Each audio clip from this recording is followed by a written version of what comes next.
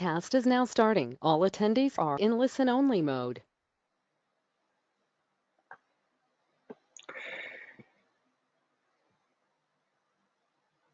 Welcome once again to our study of the foundational aspects of the practice of the Great Perfection from Jigme Lingpa.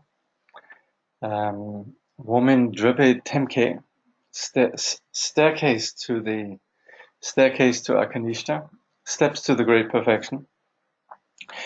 And I'd like to first of all then also wish everybody all the very best for the new year according to the Tibetan and Chinese calendar.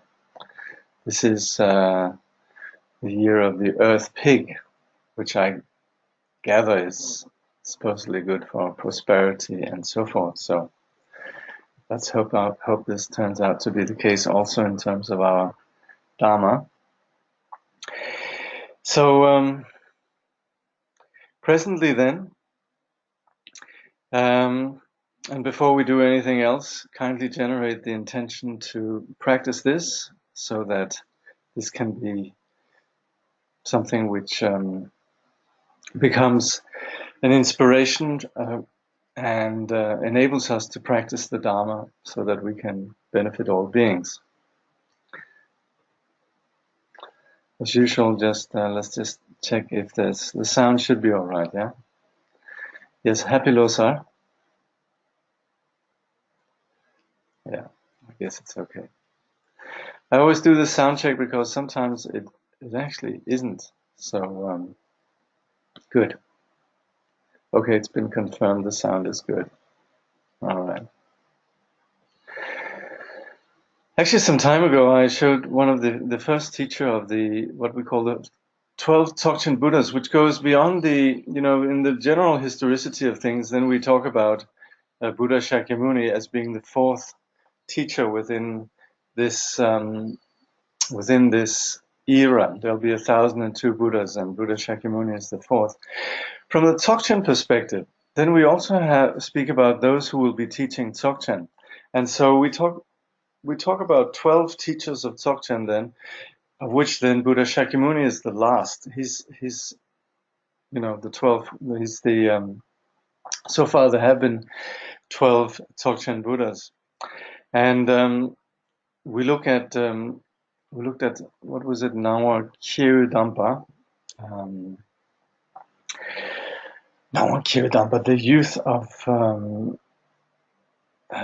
sacred light or sacred appearance, and who was the first, and this is the second one. This is Tenpa Kyu Mitukpa, the youth of immutable light. And I've looked in Eric Pema Kunzang's collection of Dzogchen history, and this is what we have about this teacher.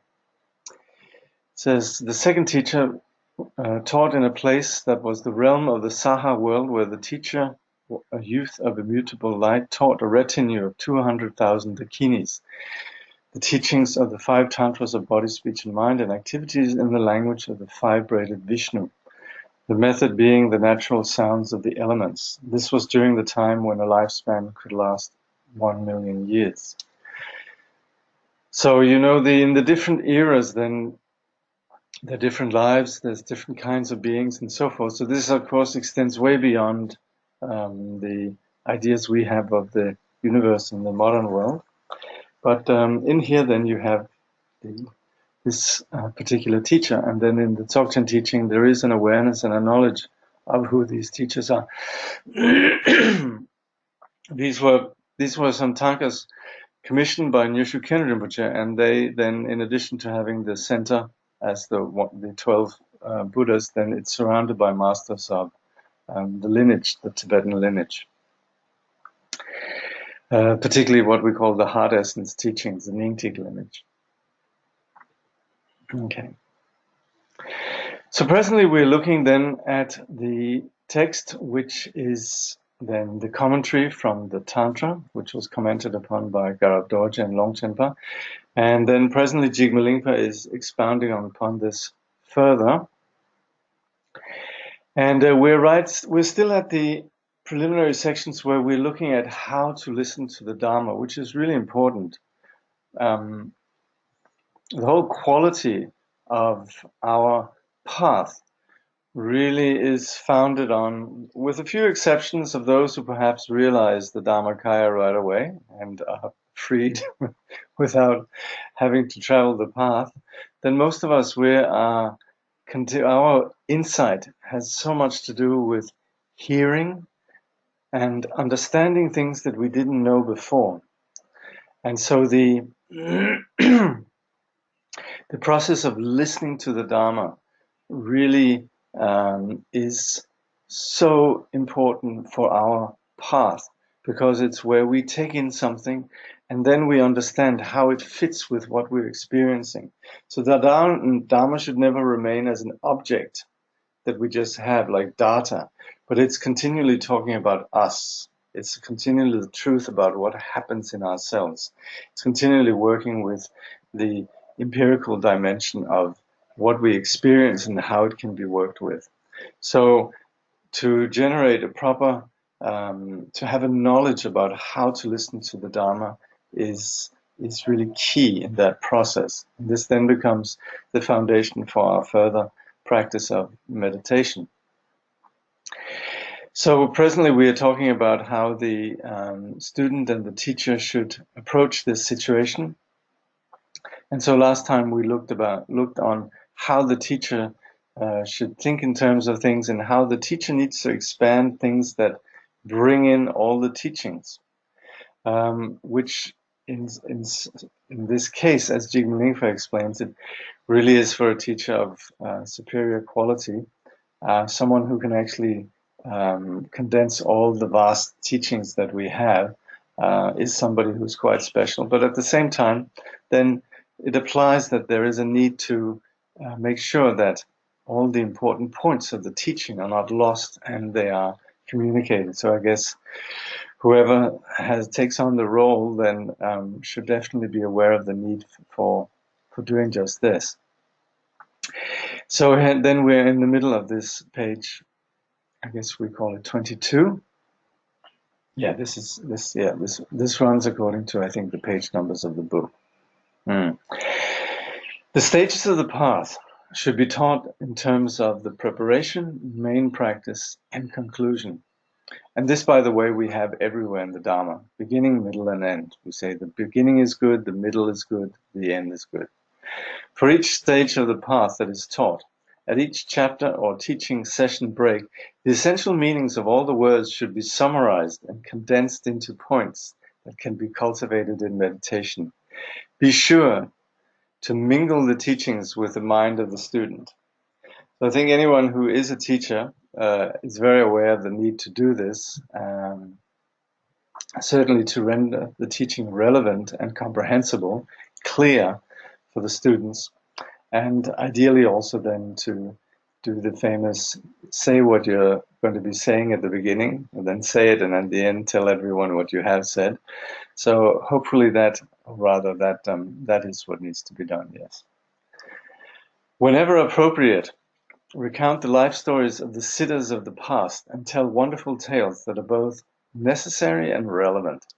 This will eliminate any boredom and drowsiness, reveal students' hidden flaws, and so forth. So we have a wonderful tradition that, of course, comes from the fact this is not just theory, but something that has been lived by extraordinary individuals for a very long time. And when we read or hear about these stories of these great masters of the past, then one thing is that it's wonderful and inspiring, but it also has a message. It's not just entertainment. And we should very often compare our lives with these persons and see where it is that we fall short. We should not think, oh, they were extraordinary, there's no way I can do that. Ha, ha, ha, ha, ha. How interesting, how dreadfully, how quaintly foreign and marvelous. And we feel we're sort of reliving enchantment, that we're part of something magical. And that kind of romantic objectification is certainly not what's intended with the life stories of the teachers. They're definitely inspiring, but they also are intended for us to actually follow in their footsteps.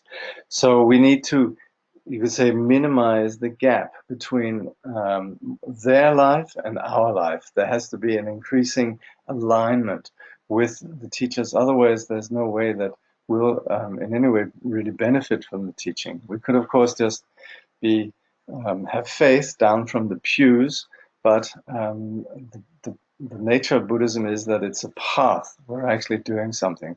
So in this way, even if we can't compare with the teachers of the past or the great masters of the past, we should certainly not see that as something that does not play any role in terms of our own path.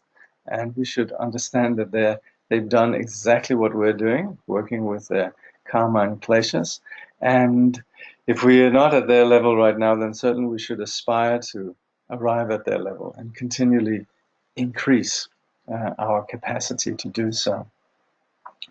Imparting key instructions that skillfully tame students enables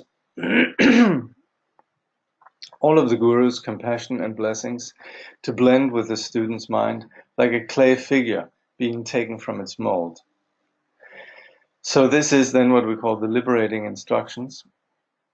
And this is where the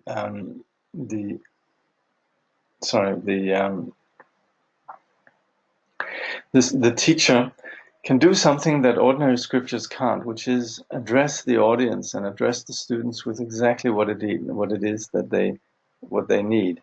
And in this way, they can gauge the teacher's, you could say, personality, character, and align themselves, not become mechanical replicas. It's not about behavior, but it's about the awake quality, and particularly then the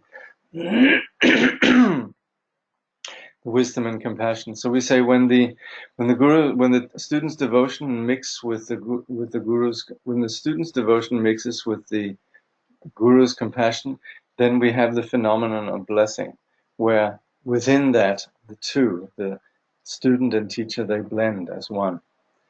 In particular, begin each session by cultivating bodhicitta and conclude by sealing the session with a reference-free dedication and aspiration prayer. So this is again where we talk about the good in the beginning, middle, and end. The value of what we're doing is contingent on our attitude, the greatness of what we intend to use the teaching for, and understanding its relevance for the world at large.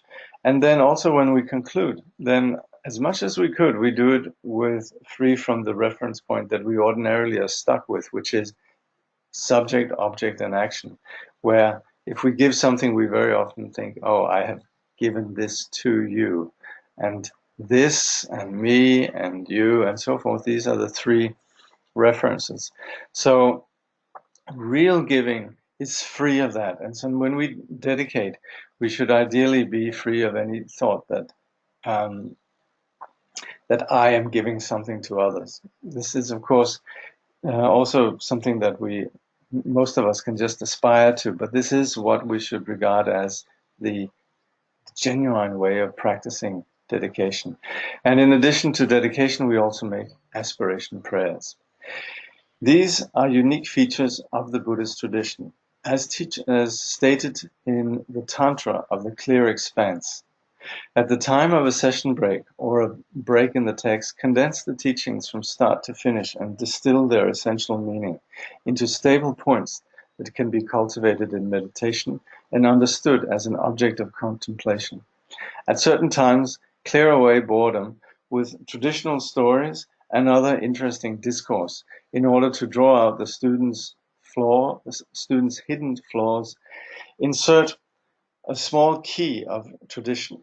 In order to draw out the student's hidden flaws, insert a small key of traditional tales. Afterwards, dedicate and make aspirations. Treasure all with love and bodhicitta. If one is skilled in teaching the practice in this manner, the Guru will be like a mold of the Buddha, the Dharma like its engravings, and a worthy student like the clay placed inside, which will then be marked with the mold's engravings, instantaneously transforming into a three-kaya clay figure. These practical instructions for the master should be held in the highest esteem. So with the student being open, malleable, and so forth, then the process here then produces the the the perfect three kaya realization, the wisdom with all its qualities and its compassionate manifestations. Having completed all of the important and minor preparations and practices outlined above, without staining the Dharma with one's own presumptuous fabrications, the students should offer a mandala. So this is, again, where the teacher doesn't just start teaching, but actually in a traditional teaching context.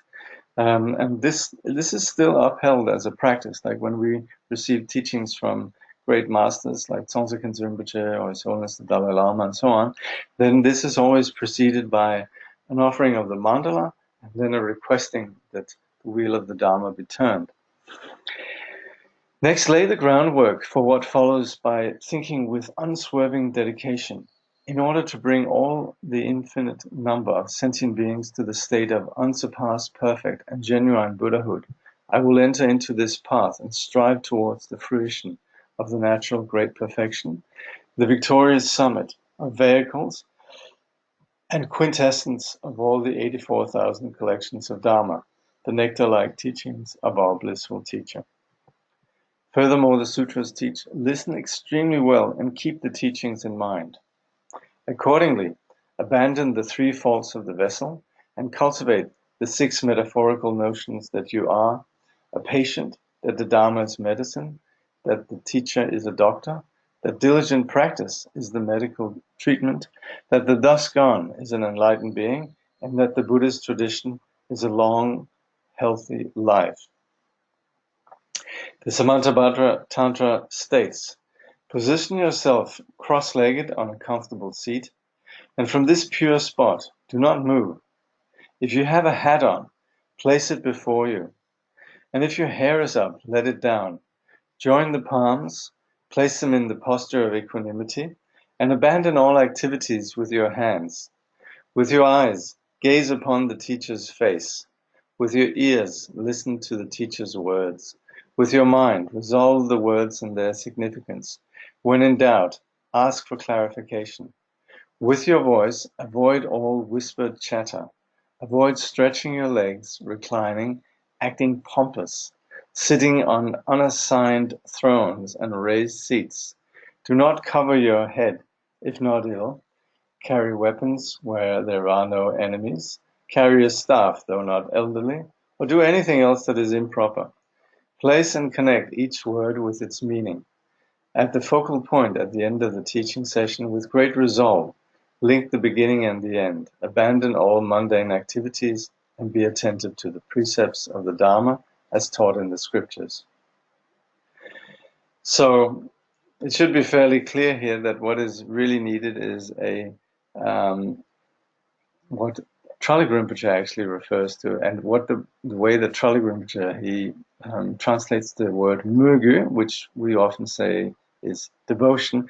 He says that as interested humility, and in the descriptions here that reflects this interested humility. So of course not all of us can sit cross-legged, so that's not really the point, but it is about the humility. Also, we do have different cultural practices. In India and Tibet, keeping your hair up is just not done in teachings like, the great yogis who have their hair tied around their heads. You'll notice they take them down when they're receiving teachings and so forth. Not that we see a lot of them nowadays, but if you do come across yogis, and here I'm talking more about not old hippies like me, but it's more just the those who have what's called the hair empowerment and who have the proper knowledge of how to do and so forth with their hair, then they, when it comes to teachings, they take it all down and so forth, being attentive. And while a lot of these things like the sticks and knives might not be, applied with apply in many cases. Then it probably applies that nowadays we don't bring your what's it called, device. You don't sit on your device or your phone or your laptop in a teaching, and you remain attentive and so forth. As stated here, bring the correct motivation and conduct clearly to mind and then listen to the teachings. If you use other sets of key instructions, such as those found in the fourfold heart essence, the Ninti Yashi, such as the source for your teachings, first inspire the students according to their abilities by explaining the superiority of the teachings and the lineage succession. So this is, of course, also valuable to really appreciate what we're receiving here comes from a tradition of tremendous qualities, both in terms of its theory, in terms of its the logic of it, the validity of it, and also its extraordinary potential when it's applied, and also the fact that it's something that has been handed down and is a living tradition of individuals that have actually experienced and realized it. So in this way, understanding that what we have here in front of us is not just information, but something that is beyond anything that we could find anywhere else in terms of instructions. And these instructions then come with a lineage, living persons that have realized it. Yeah. Just see if there's any questions.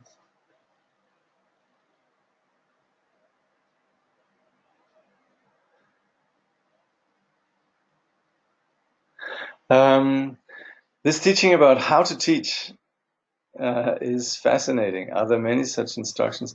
Well, actually, if you remember in the previous text that we studied, torchlighting the way, the path to liberation,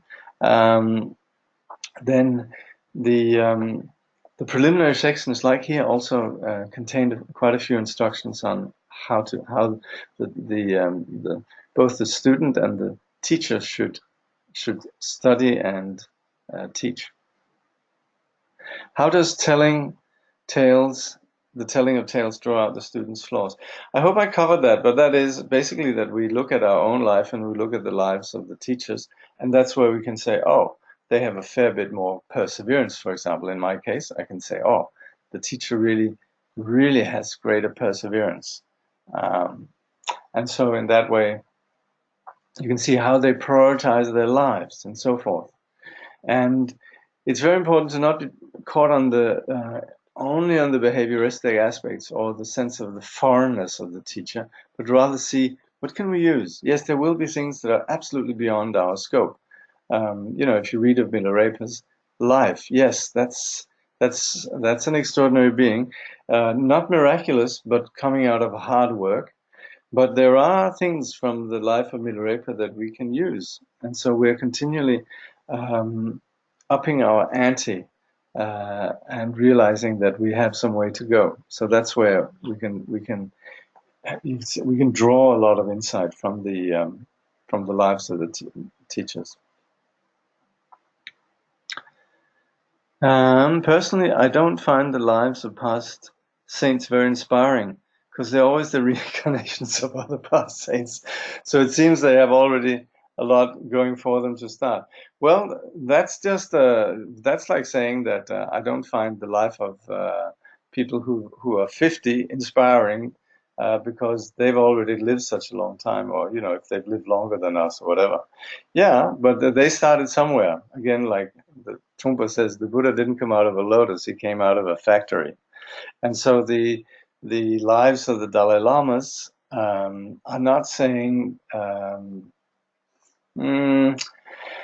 There's two levels to this. Of course, yes, they do come with some knowledge, but the thing is, in previous lives, they did things. So we might be there, we might be at the level of their previous life. So that's where we can draw on that. And then also there's the other aspect, which is that we would say great incarnations, and this is, of course, is applying the pure view, is that even though they are incarnations, they very often go through what we could call the semblance, or they mimic going through the path. That's very often how, for example, if we look at it like a life of somebody like Dilgo Khyentse Rinpoche, it looked like he started off hearing and practicing and so forth, and then taught beings. But we would very often say this is really just the magic reflection of the Nirmanakaya, and everything within the course of that is the display. But that display is not just there so we can admire it, but this display is there to teach us. So, for example, in the case of Dilgo Khyentse Rinpoche, he studied the Dharma, he then took the Dharma to heart, and he proceeded to benefit others. So it is inspiring, because we do, yes, they might be reincarnations of other past saints, but their lives generally sort of show how to practice. So in the case of Dilgo Khyentse Rinpoche, yes, being an incarnation doesn't that in and of itself doesn't really make much difference. And what that incarnation's role is to show us how to do it. Otherwise, you could say there would be something very uninspiring of having incarnations that just come and say, "I'm perfect. I was enlightened 15 lifetimes ago, and I am perfect." Yeah, that would be very uninspiring. But that's not what we have. We do have incarnations that show us the way. What is inspiring is the potential of the human realm they show us. Sorry, what's the question? What is inspiring in the potential of the human realm they show us? What is inspiring? I'm not sure what the question is, but maybe it's just a comment. Sorry. Yeah, okay. What is inspiring is the potential of the human realm they show us. Yes, that's right. Yes. That so true. Yes. Well, they show us what our potential is. Yes, yes. Indeed, yes. All right. Thank you. So now, having completed the first section, which is then the introduction and the preliminary sort of attitudes and so forth, then we come to the actual seven reflections. But then again, referring back to Dudjom Rinpoche's work also, and also in the words of my perfect teacher, notice that the first sections, they always contain these instructions on how to hear the Dharma. So again, thinking that what we have here is, if we have the humble recognition of our shortcomings, then thinking here is the medicine that can benefit us. So going back to the original Tantra that these reflections are based on, then it says there, the child scripture states, reflect on the fact that all conditioned phenomena are impermanent. So impermanence in the Buddhist tradition is regarded as the greatest reflection. And if we look at the lives, inspiring lives of the masters of the past, then we find there that it's very often on the experience of impermanence that prompted them to practice with increased perseverance. And we say that the reflection of impermanence is like among all the footprints in the forest of the various animals, we say the greatest is that of the elephant. Similarly, among all the reflections that we have in the Buddhist teaching, the most important is that of impermanence. Scripture-based contemplation, the fact that you have this precious human existence with its freedoms and endowments, is due solely to all the positive things that you have done in the past.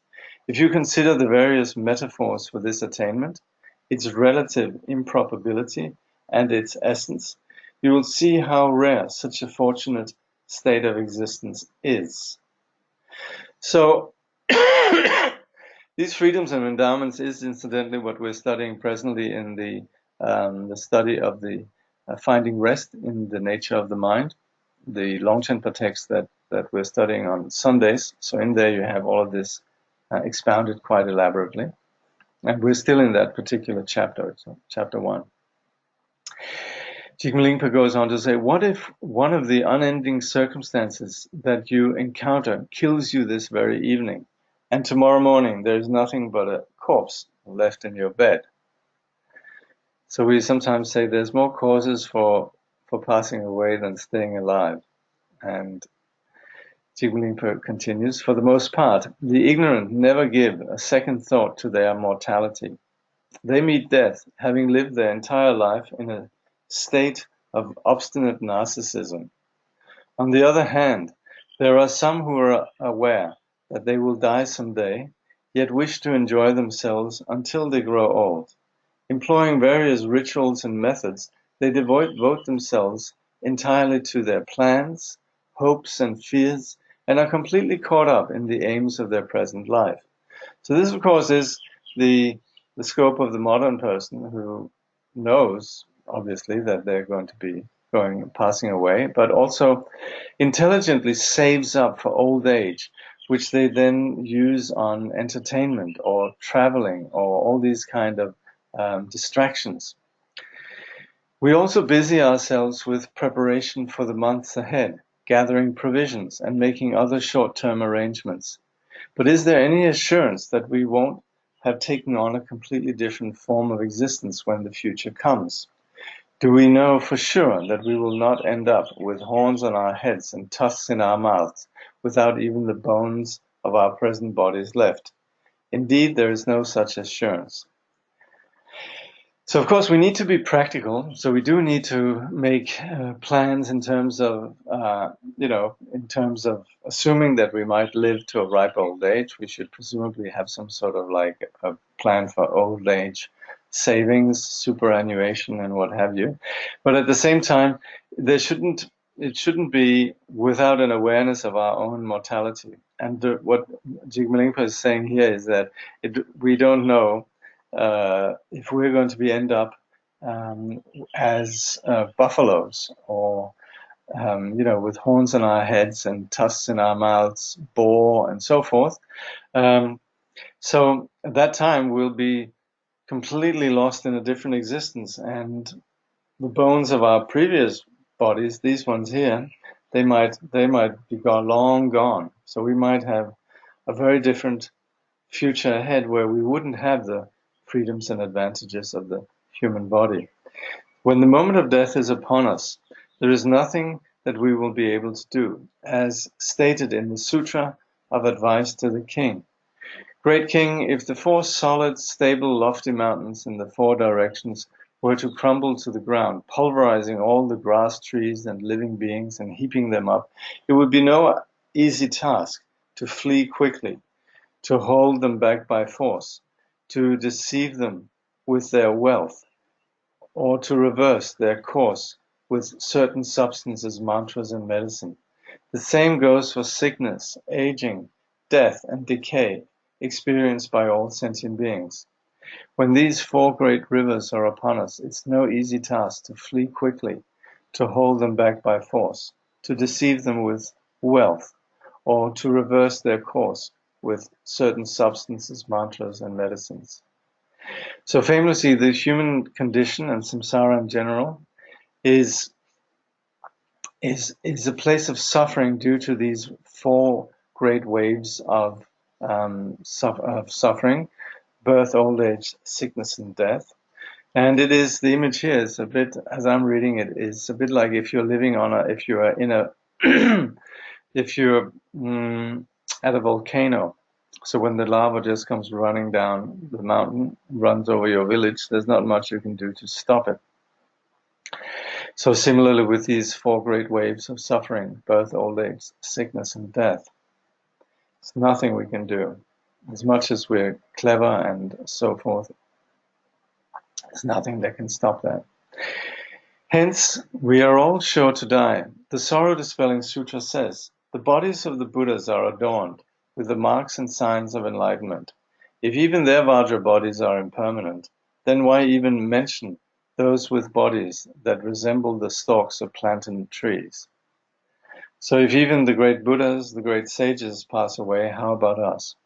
Even our own great even our own teacher, Shakyamuni, who mastered birth and death, in the end lay down on his deathbed to tame those who cling to permanence. See, this is again where we would view the passing away of our teacher, just like the rest of our teacher's life, or the life of a Nirmanakaya. We would say it's all intended to show us the way. So similarly with the Buddha passing away, the Guru passing away, we would say this is just the display to teach us impermanence.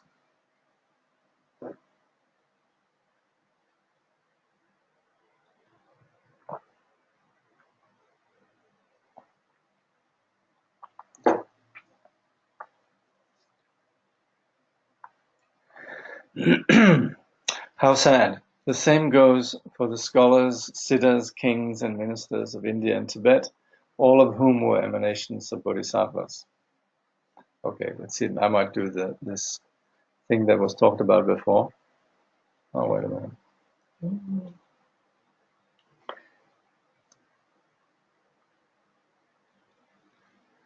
Some of the masters that we have here are quite interesting.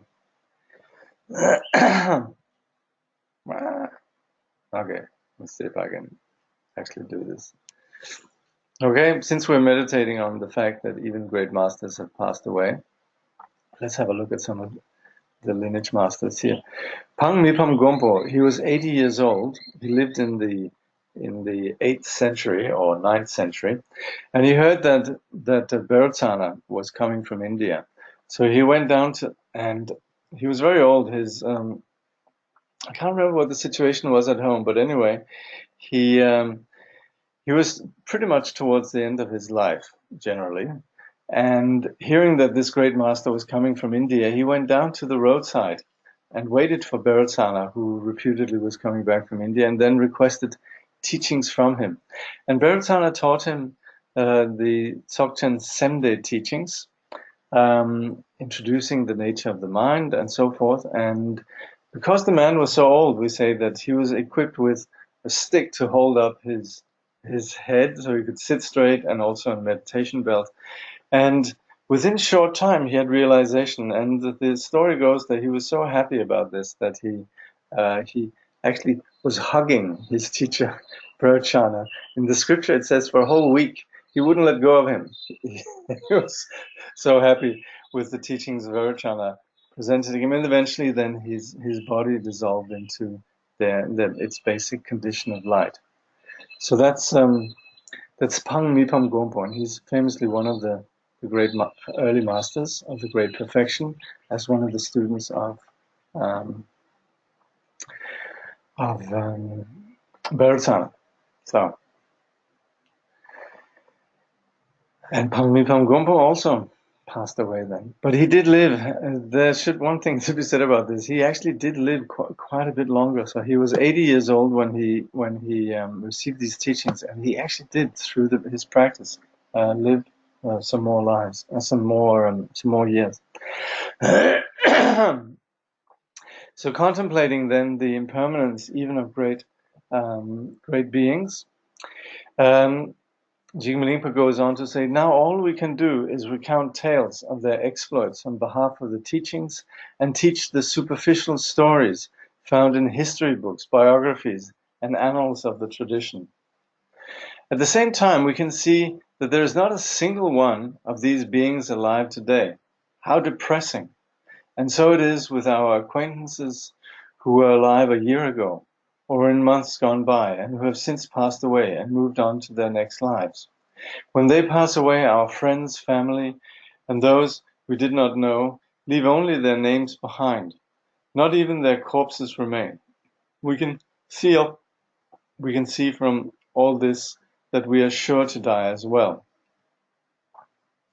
So in Tibetan society, then there's very cohesive societies. You're very close to a lot of people, actually, because you live in close proximity, either in villages and so on. It's not like in an urban situation where we're more isolated.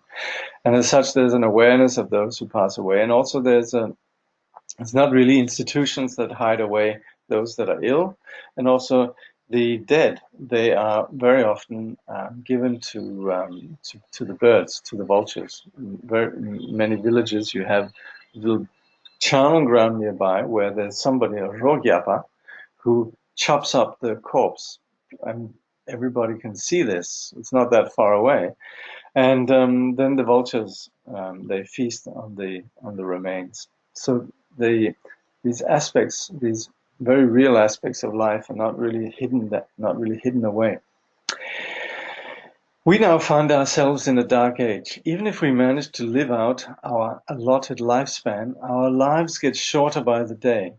After 21,000 breaths, our lives are one day shorter. So we say that in the course of a single day, we find this in some of the scriptures. We apparently draw 21,000 breaths. After 30 days, a month shorter. After 12 months, a year shorter. Our lives run out with no difficulty. So as we get older, we can see just how these momentary days and weeks and months just very quickly run by. The Sutra of the Vast Display states,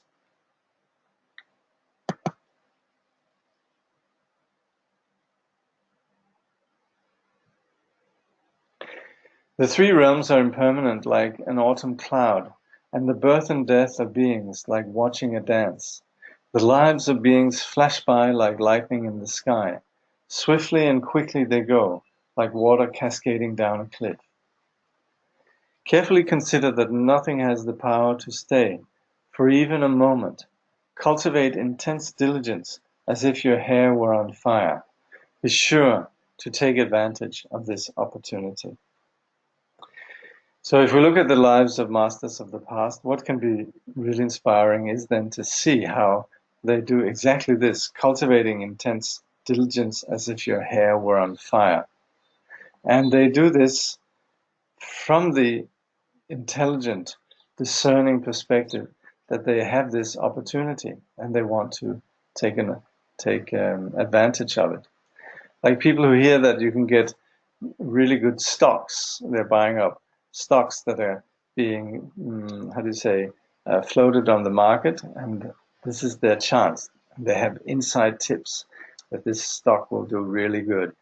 And so there people are up in the middle of the night trying to get these things and so caught up in something that really just serves the needs of this present life. Key instructions. In this section, the mind is trained with practical key instructions. Individuals who already have some comprehension of the Dharma will be able to invoke a sense of weariness by examining scripture. This is the best approach for such individuals as it will impact their minds. So we are actually not worried about, with the awareness of Buddha nature, the awareness of the workability of our confusion, then we are in no way worried about this weariness, invoking some sense of what we could call the genuine heart of sadness, that we understand the impermanence of phenomena and it gives a sense of being very real. So Jigme Lingpa goes on to say, the mind of the novice practitioner, on the other hand, will be more intractable, so it must be enticed with example stories and more accessible methods. This is a profound point. The manner of teaching must match the character of the student. So someone who is very advanced just needs to hear about impermanence and gets it. Whereas persons like myself, who sort of, it's nice as a sort of, we think it's sort of an abstract philosophical view or something, we can't see it. And that's where it needs to be illustrated with stories and examples. But we have this one story with Jigme Lingpa, Jigme Lingpa's close student, whose student in turn was Paltru Rinpoche. And Tsongsa Khyentse Rinpoche will often quote this one time when Jigme Lingpa was teaching Paltru Rinpoche these particular reflections here. And he just said, all composite phenomena impermanent. And then he broke into tears, and Paltrimji broke into tears, and they just sat and wept.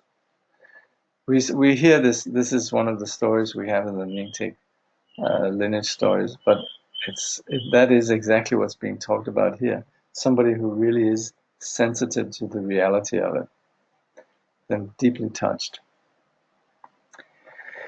To begin, imagine that you have arrived in a fearful, unrecognizable land, an extremely vast plain, devoid of human activity, with only the sound of the blowing wind and rustling grass around you. You are completely forlorn, and you do not know what to do.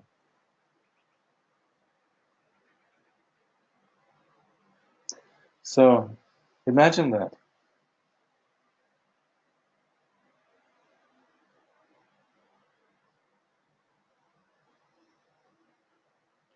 Out of nowhere, two beings appear, a white man and a black woman. In the city of the illusory six senses, they tell you, there are precious, wish-fulfilling gemstones of various colors. To get it, one must cross a great sea by boat. Shall we three journey there together to get it? They ask. This arouses your interest, and you follow them, traveling on and on. You eventually find yourself in the middle of a great ocean, blue as far as the eye can see. Its size is incalculable, and its waves surge up into the sky. The waters of this ocean are filled with sights that your eyes have never beheld. Sea monsters, whales, mermen, water horses, and all sorts of terrifying creatures with mismatched bodies and heads. Tossed about by the waves, you grow extremely frightened and try to escape. Yet your burning desire to get the jewels drives you to set off in a ship helmed by these two individuals. You now find yourself having barely reached the center of the great ocean, nowhere near its far shores, when a terrifying and overwhelming storm develops. Stricken with fear, the two exhausted rowers paddle madly until suddenly their oars collide and break apart. At times the waves surge into the sky, and it feels like the ship is soaring to the very peak of existence. At other times you find yourself floating in the trough as the waves tower above, as if you have sunk to the depth of the ocean. At this point there is nowhere to run and escape, no one to call for help, and nothing to hold onto for security. The fear of death hits you, and you realize that it could strike suddenly at any moment, even as you draw your next breath. Since you have never given any thought to your own mortality, you lack the confidence that comes from practicing the Dharma. From this day on, you will be separated from your children, wealth, relatives, countrymen, and neighbors. They won't do you a bit of good. How frightening, how terrible. Alas, oh no, you cry out in distress. In the midst of all your cries and lamentation, your kind Guru appears in the sky before you, in the form of the great master of Udayana, Pema Tonton. Swaying in a gentle dance, he exclaims, "You have believed that samsara is like a wish-fulfilling jewel, but it is painful by its very nature. This is what happens when you never think about your mortality. Your present perception that clings to things as real and solid stems from the ignorant belief in the notion of an individual self. The deceptively seductive man and woman you met are your innate and imputed ignorance. The great ocean is the boundless ocean of samsara. The ship is the aggregates of your defiled illusory body, which is as fragile as a water bubble. The two oars smashing into one another and breaking apart is this human life that ebbs away with which each passing day and night, and cannot be prolonged once exhausted. Oh, fortunate child, it won't suffice just to die. If dying were just like throwing a stone down a well, as the Jains and Nihilists believe, then all would be well and fine. But even the smallest of the positive and negative acts that you've accumulated will affect you without fail, like a plumb line dropped straight down. What are you going to do? So this is where Jigme Lingpa is highlighting the idea that dying is not going to put an end to this. And he refers then to the nihilist position. I'm not sure actually, this might sometimes, because of course these are references to Indian traditions from Tibet side. I'm not sure the Jains actually believe that consciousness just ceases with the end of this life. It might be the philosophical tradition that are known as Charvakas. But the bottom line is that nowadays there's plenty of people who believe that consciousness is an emergent property of the brain, and with the clinical death, that's the end. But the thing is, and what Jigme Lingpa is pointing to here, all these conditions that we're describing here, in terms of the circumstances, the man and the woman, these are our innate ignorance, the innate unconsciousness and the innate labeling ignorance.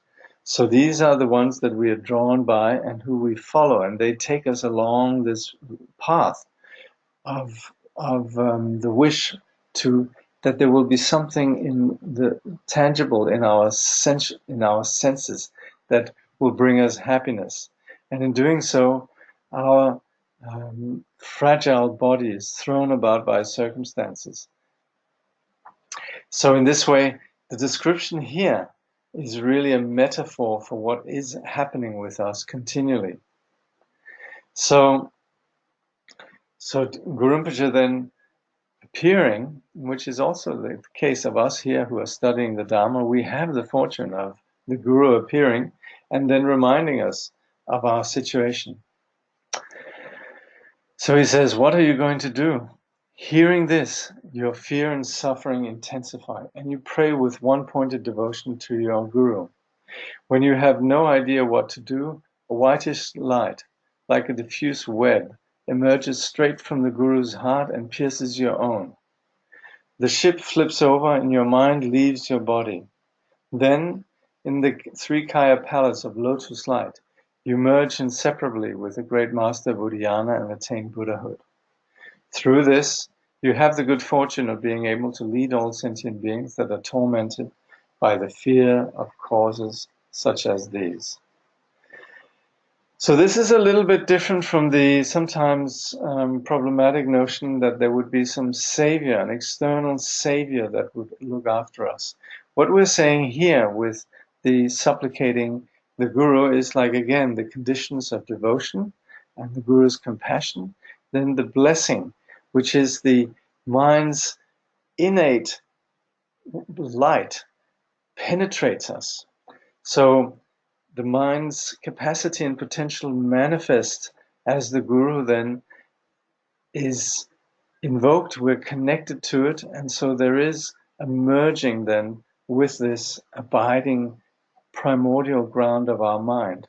And it's in this condition then, through our devotion and through the compassion, through the blessing, it's through this condition then that the condition of confusion falls away, and we merge with the condition of enlightenment, manifest then as the great master of Udayana. And this is also again where the reading the lives of masters of the past, having a connection somehow with these life stories in these masters, there's a sense of, or rather they can elicit this devotion that enables us to connect with the inner Guru. So the outer Guru then enables our connecting with the inner purity.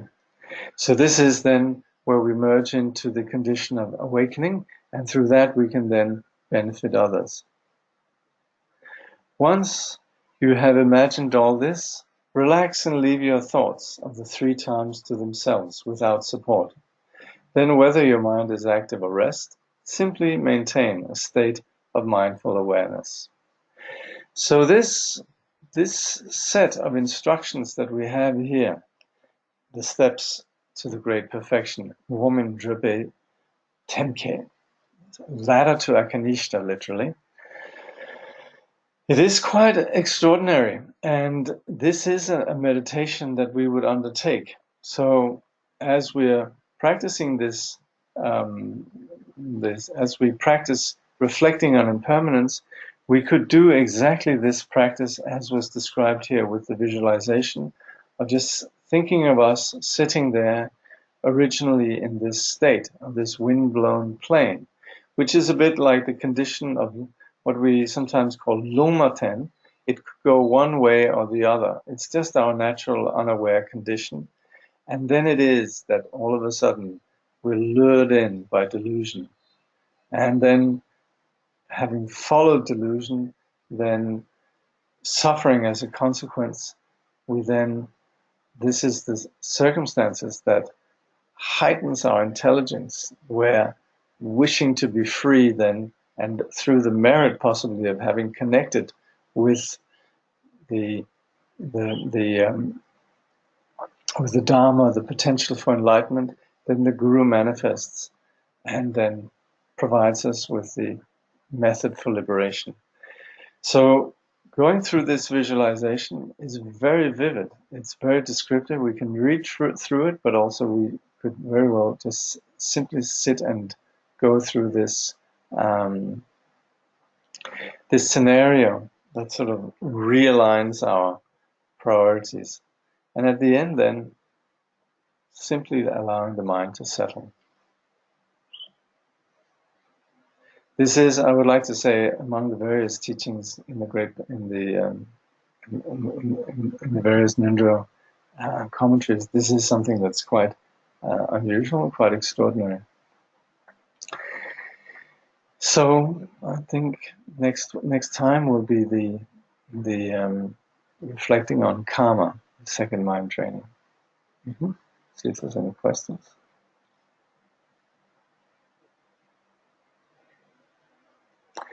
Hi Jakob, how can we remember in future lives what we have learned in this life? Through the practice of Dharma, we can lay down habits. And if we haven't attained liberation, then we could at least have laid down habits that enable us to connect with the teaching. But very often it's like when we wake up from dreaming, we don't remember what happened in our future lives.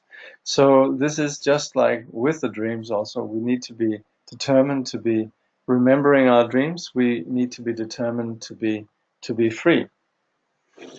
But we can see in the lives of great masters like the Dalai Lama, he'll always say, oh, only in few times remember past lives. And you are someone like Tongse Rinpoche, who will never ever admit to remembering anything from previous lives. So it is difficult. It does happen. And even there are sometimes people who are not particularly great practitioners also, just like even there are people who don't particularly want to remember their dreams. They remember them very well. So you have sometimes ordinary people who can remember their past lives. Hello, Jakob. I listen to teachings when I'm driving or in the kitchen, etc., or write notes. Does that mean I can only do that now when I'm sitting with crossed legs? No, it does help, however. The thing is, sitting with crossed legs just is always just a favorable condition. It's giving ourselves the best circumstances. But if you have the capacity to practice while you're, thinking about this and other circumstances, then by all means do so. Maybe careful when you're driving. Better to stay attentive to the road.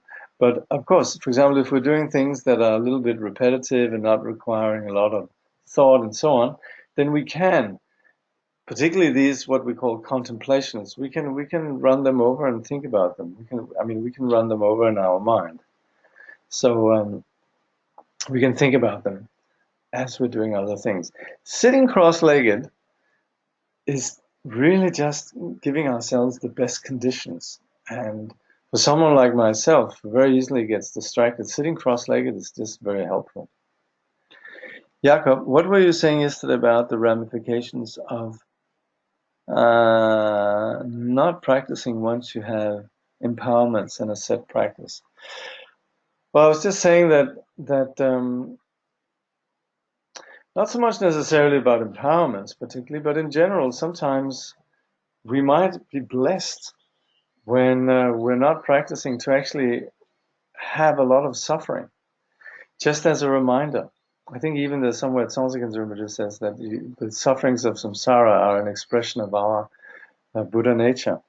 And so when we have a healthy system, if we eat something that's not very good for us, our body actually reacts.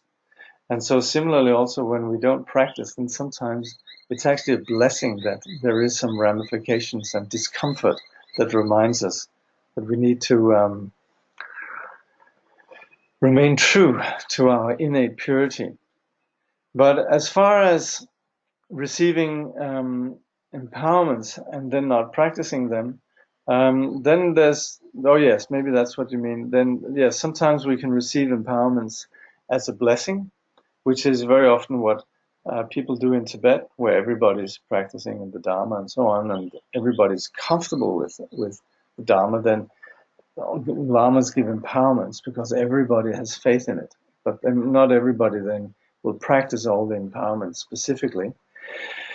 But if we are intended to receive if we're intending to do a particular practice and we receive the empowerment, then it is important to that we continue doing the practice. Jakob, we are constantly reminded that we should not practice the Dharma purely motivated by fear of death. Well, we should never ever, that's not true, but we are reminded that we shouldn't have inferior motivations. When we practice, yes, if we're a Mahayana practitioner, it shouldn't just be fear of our own suffering and samsara, but it should really be, it would be a pure motivation if we're fearing for the suffering of others. So in that sense, the greater motivation of the Mahayana, which is more altruistic, if you like, of course, goes beyond just concern of our own destiny. But at the same time, we are reminded again and again that we need the foundations of what we call renunciation, or the determination to be free of samsara. And so that's where the fear of death is actually, you'll have to show me the places where it says that we shouldn't have fear of death, because that is the foundation that's the practice of impermanence, and that's really key, actually. So I would say we are reminded that we should be afraid of death.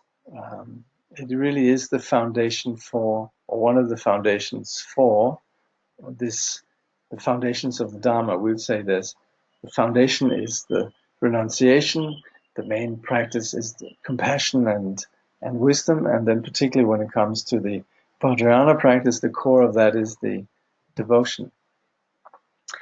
Please explain the difference between proper practice and improper practice. Oh, that's a big one. But in general, we would say to practice wholeheartedly, that's proper practice. And sometimes just to recite practice just like a parrot, or just do the practices just like in terms of just behavior, that would not be improper practice.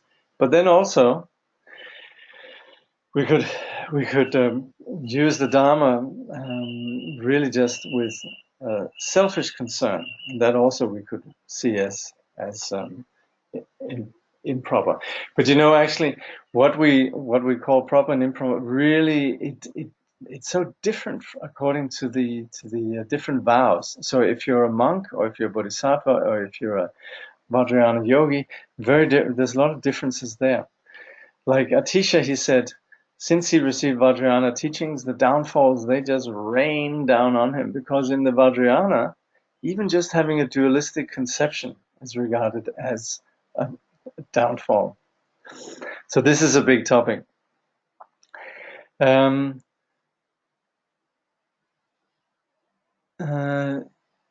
So I start Ngondro tomorrow. Please, this is to the whole assembly here, dear Dharma friends. I start Ngondro tomorrow. Please bless me with all of your fearless discipline. Thank you. Okay, we will do that. And bless me with learning how to spell. That's all right, not to worry. Can you explain the line? You thought samsara was a wish-fulfilling gem.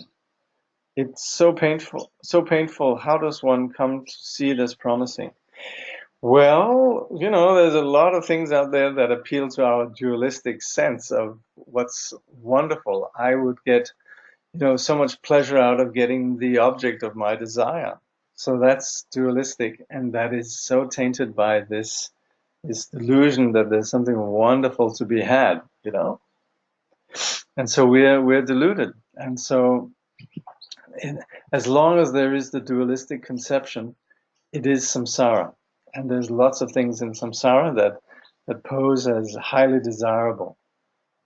I hope that makes sense. Yes, samsara is painful, but that's our delusion. We think that it's bliss. Are the experiences part of our being, even if we don't remember them? Yes, we say that experiences, they layer themselves on the alaya vijnana, the storehouse consciousness. So even if something is forgotten, it's still actually the tendency is still there. Sometimes we know something and we don't know how we came to know it. That's right. Yeah, very often, sort of when the mind is light and easy, then brilliance naturally comes up. Or all of a sudden thoughts that we didn't know we had, yes. What's the name of this key instruction? The genuine heart of sadness. This is a term that Trungpa Rinpoche coined, and you find it in Shambhala and the Way of Warrior, and also it's a term that Tsongtse Khyentse Rinpoche very often uses. The genuine heart of sadness. All right. I guess that takes us to the end of today's study, and we've then covered actually this first reflection. So next time we'll look at karma. So as per the instructions that we had early on, we'll conclude with dedication.